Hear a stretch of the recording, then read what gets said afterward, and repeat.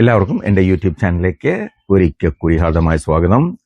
ഇന്ന് പുറത്തു നിന്നിട്ടാണ് ഈ ഇൻട്രൊഡക്ഷൻ ഷൂട്ട് ചെയ്യുന്നത്. നമ്മുടെ വീടിൻ്റെ ബാക്കിൽ തന്നെ ഡെക്കിൽ നിന്നിട്ട്.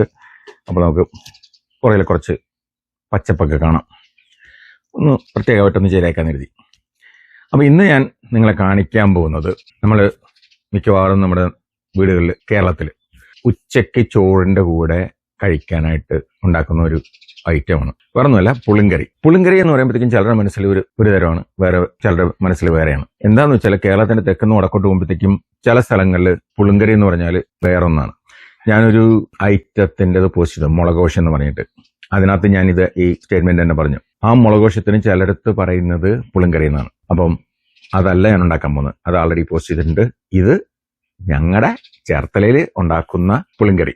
പിന്നെ പുളിങ്കറി എന്ന് പറയുമ്പോഴത്തേക്കും അതിനകത്ത് പല ഐറ്റംസിന്റെ പുളിങ്കറി ഉണ്ട്. വെറുതെ വെള്ളരിക്കയുണ്ട്, വെള്ളരിക്ക മാങ്ങയുണ്ട്, വെള്ളരിക്ക ചെമ്മീനുണ്ട്, മാങ്ങ ചെമ്മീനുണ്ട്, അങ്ങനെ പലതും ഉണ്ട്. പിന്നെ ഉള്ളത് നമ്മുടെ ചേമ്പിന്റെ താള് കൊണ്ടുള്ള പുളിങ്കറിയുണ്ട്. അപ്പൊ ഞാൻ ഇന്ന് ഉണ്ടാക്കാൻ പോകുന്നത് മാങ്ങ, വലിയ മാങ്ങ, പിന്നെ എന്താണ് പടവലങ്ങ. മാങ്ങയും പടവലങ്ങയും കൂടെ. ചിലപ്പോൾ ഈ കോമ്പിനേഷൻ നിങ്ങൾ കഴിച്ചിട്ടുണ്ടാകത്തില്ല. ഞാൻ ഉണ്ടാക്കാനിരുന്നത് മാങ്ങയും വെള്ളരിക്കയും കൂടെയാണ്. കടയിൽ ചെന്ന് നോക്കിയപ്പോൾ വെള്ളരിക്ക കിട്ടിയില്ല. അപ്പോൾ ഇയാളിരിക്കണം. അപ്പോൾ വിചാരിച്ചു കോമ്പിനേഷൻ ഉണ്ടാക്കി നോക്കാം. ഞാനിതുവരെ കഴിച്ചിട്ടില്ല, ഈ കോമ്പിനേഷൻ ഞാനിതുവരെ കഴിച്ചിട്ടില്ല. കുഴപ്പമുണ്ടാവില്ല, രണ്ടും നല്ല സൂപ്പർ സംഗതികളാണ്. അപ്പോൾ നമുക്ക് ഈ പുളിങ്കറി എങ്ങനെ ഉണ്ടാക്കണമെന്ന് നോക്കാം.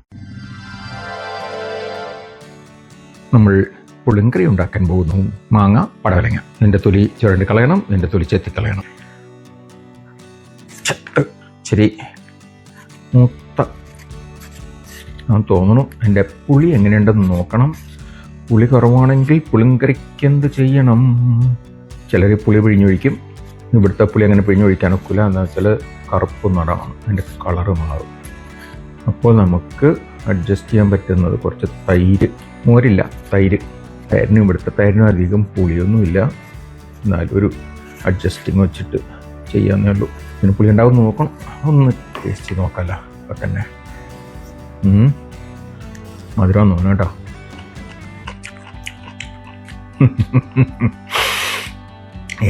മധുരം. അല്ലെങ്കിൽ നമുക്ക് നാരങ്ങാനീര് വെച്ച് കൊടുക്കാം. അപ്പം ഇത് മാങ്ങയായിട്ടുണ്ട്. ഇങ്ങനെയല്ല കേട്ടോ ഇടുന്നത്, ഇത് മുറിക്കണം. ഇനിയിപ്പോൾ ഇതിനകത്താണ് കുക്ക് ചെയ്യാൻ പോകുന്നത്. അപ്പം അങ്ങോട്ട് ഇട്ടതേ ഉള്ളൂ.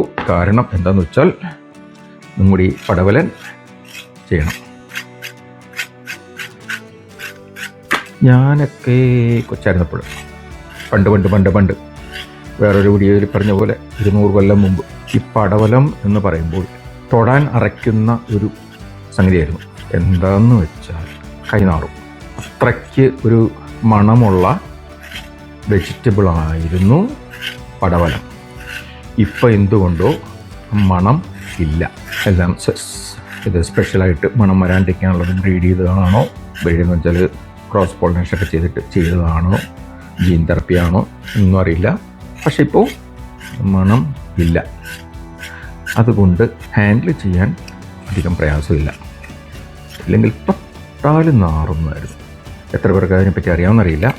നിങ്ങൾക്കറിയില്ലെങ്കിൽ നിങ്ങളുടെ പേരൻസിനോട് ചോദിച്ചു നോക്കാം.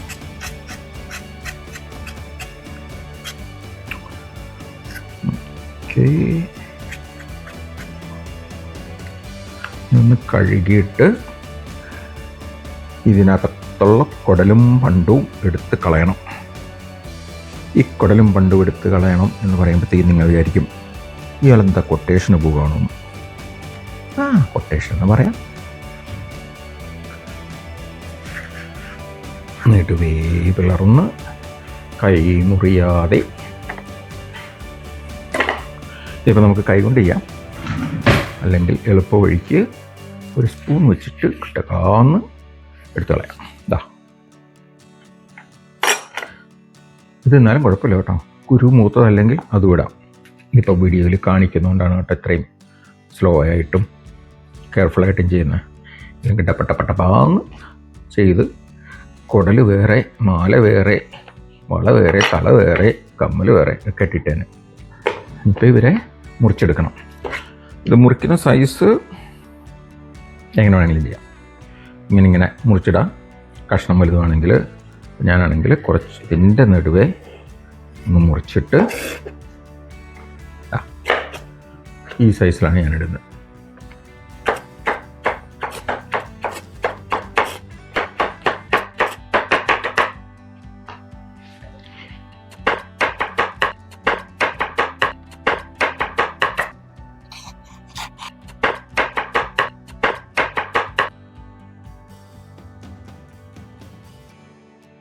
ഒന്നാം ബോള് അകത്തിട്ട് നോക്കട്ടെ കേട്ടോ, എന്നുണ്ടോ?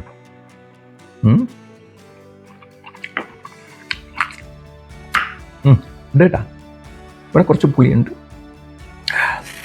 അപ്പോൾ നാരങ്ങ നീര് ഒഴിക്കുന്നത് നമ്മൾ ഉണ്ടാക്കി കഴിഞ്ഞിട്ട് ഇതിനകത്തുനിന്ന് പുളി എന്തോരം ഇറങ്ങിയിട്ടുണ്ട് എന്നറിഞ്ഞിട്ട് മാത്രമേ ഉള്ളൂ. അല്ലെങ്കിൽ നമ്മുടെ പുളിങ്കറി ഉപ്പുളിങ്കറിയായി പോകും. അത് കഴിഞ്ഞു. ഇപ്പം ഇയാളെ ഏകദേശം ആ വലിപ്പത്തിൽ ഞാനിത് നന്നായിട്ട്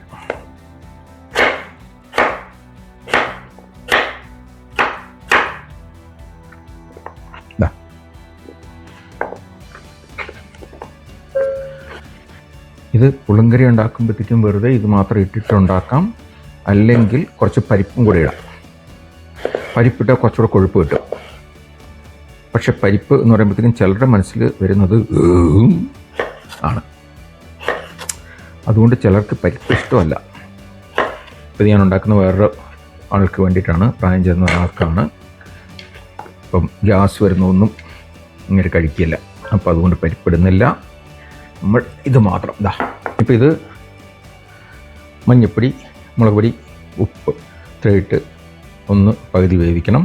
എന്നിട്ട് നമുക്ക് നമ്മുടെ തേങ്ങാക്കൂട്ട് ഇടണം. തേങ്ങാക്കൂട്ടിനെ കാണിച്ചു തരാം. നമുക്ക് തേങ്ങാക്കൂട്ടിന് ഞാൻ എടുക്കുന്നത് ഫ്രോസൺ തേങ്ങയാണ്. ഇത് 1/2 കപ്പ്.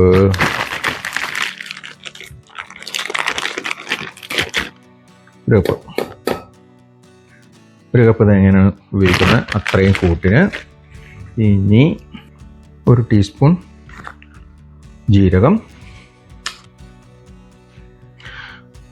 കുറച്ച് കറിവേപ്പില. ഇച്ചിരി കൂടിയാലും കുഴപ്പമില്ല കേട്ടോ. ഒരു 3 മുളകാണ്. അത് എരിവനുസരിച്ച് നിങ്ങൾക്ക് കൂട്ടുകയോ കുറയ്ക്കുകയോ ഹരിക്കുകയോ ഗുണിക്കുകയോ എന്ത് വേണമെങ്കിലും ചെയ്യാം. ഇതിലേക്ക് വെള്ളം. പുളിങ്കറിയാണ്, വെള്ളം കുറച്ച് കൂടിയാലും കുഴപ്പമില്ല. നല്ലോണം അരഞ്ഞ് കിട്ടിയാൽ മതി. അപ്പോൾ അരച്ചിട്ട് വരാം. നല്ലോണം അരഞ്ഞിട്ടുണ്ട്. കുറച്ചുകൂടെ അരഞ്ഞാൽ കുഴപ്പമില്ല. ഇത് പേസ്റ്റായിട്ടുണ്ട്. വെള്ളം പാകത്തിന് എന്ന് വിശ്വസിക്കുന്നു ഒഴിച്ചിട്ടുണ്ട്. പാകത്തിന് ഉപ്പ് ഏകദേശം ഒരു 1.25 ടീസ്പൂൺ ഇടുകയാണ്. ചില മാങ്ങയുടെ പുളിയുണ്ട്. പുളി കൗണ്ടറാക്ട് ചെയ്യാനായിട്ട് ഉപ്പ് വേണം. മഞ്ഞൾപ്പൊടി ഒരു 3/4 ടീസ്പൂൺ. മുളക് പൊടി ഇവിടെ പച്ചമുളക് അരച്ചിട്ടുണ്ട്. അനുസരിച്ച് ഞാൻ ഒരു 3/4 ടീസ്പൂൺ അത് ഇടുന്നുണ്ട്. ഒന്ന് ഇളക്കാം. ഇനി നമുക്ക് തിളപ്പിച്ച് ഒരു 1/4 ഭാഗം വേഗമാകുമ്പോഴത്തേക്ക് നമുക്ക് തേങ്ങ അരച്ചത് ചേർക്കാം. അപ്പോൾ നമുക്ക് സ്റ്റൗവിൽ വയ്ക്കാം. സ്റ്റൗ ഓണാക്കുന്നു. അപ്പോൾ നമുക്ക് തുടക്കത്തിൽ കുറച്ച് ഹൈ ഹീറ്റിൽ വയ്ക്കാം. തിളച്ച് വരുമ്പോൾ ചെറുതീയിലോട്ടാക്കിയാൽ മതി. ഇപ്പുറത്ത് ഞാൻ ചോറ് വേഗം വെച്ചിട്ടുണ്ട്. അതിൻ്റെയാണ് പ്രഷർ കുക്കറിൻ്റെ കൂവൽ. ഞാൻ യൂഷ്വലി പ്രഷർ കുക്കർ ഉപയോഗിക്കാറില്ല. പക്ഷേ ഇത് പുളിങ്കറി ഉണ്ടായി കഴിഞ്ഞിട്ട് ടെസ്റ്റിന് ഒന്ന് കാണിക്കാനായിട്ട് ചോറും വേണമല്ലോ. അപ്പോൾ പെട്ടെന്ന് ഇതാകുമ്പോഴത്തേക്കും ചോറാവാനായിട്ട് നമ്മുടെ പുഴുക്കലരി ഇട്ടിരിക്കുകയാണ്.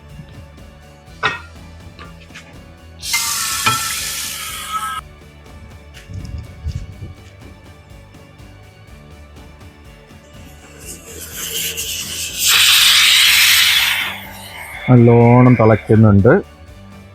ഇപ്പോൾ തേങ്ങ പേസ്റ്റ് ഇടാം. തേങ്ങ ഇടുകയാണ്. ബാക്കിയും കൂടെ ഉള്ളതൊന്ന് കശക്കി അല്ല കലക്കി ഒഴിച്ചേക്കാം. വീണ്ടും അടച്ച് ഇനി പടച്ചു വെക്കണം. സൂക്ഷിക്കണം. തേങ്ങ ഇട്ടു തിളച്ച് പുറത്തു പോകാനുള്ള ചാൻസ് ഉണ്ട്. അപ്പോൾ അതൊന്നും സൂക്ഷിക്കണം. തീ ഒരു മീഡിയം ഹൈയിൽ വെച്ചിരിക്കുകയാണ്. ഉണ്ടോ? തിളച്ച് വരുന്നുണ്ടോ? അപ്പം നമ്മൾ ഒന്ന് എടുത്ത് ഒന്ന് ആരോ പാടി ഒന്ന് ശാന്തമാക്കുക. എന്നിട്ട് തീ അല്പം കുറച്ച് വയ്ക്കുക.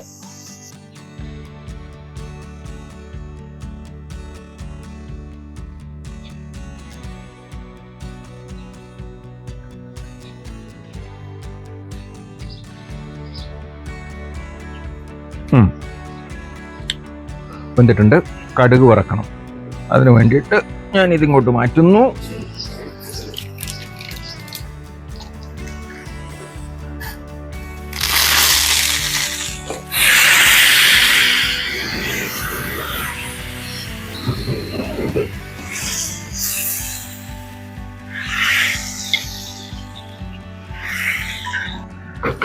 നമ്മുടെ പുളിങ്കറി റെഡി.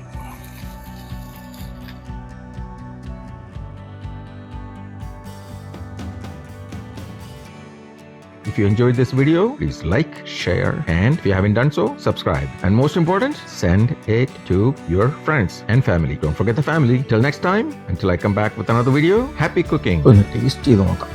നല്ലോണം വന്നിട്ടുണ്ട്. നല്ല ചൂടുണ്ട്. ചോറ് ഇപ്പോൾ വെച്ചേ ഉള്ളൂ. എടുത്ത് നല്ല പാകത്തിന് കേട്ടോ. Super super super. തിന്നുകൊണ്ടേയിരിക്കാൻ തോന്നും.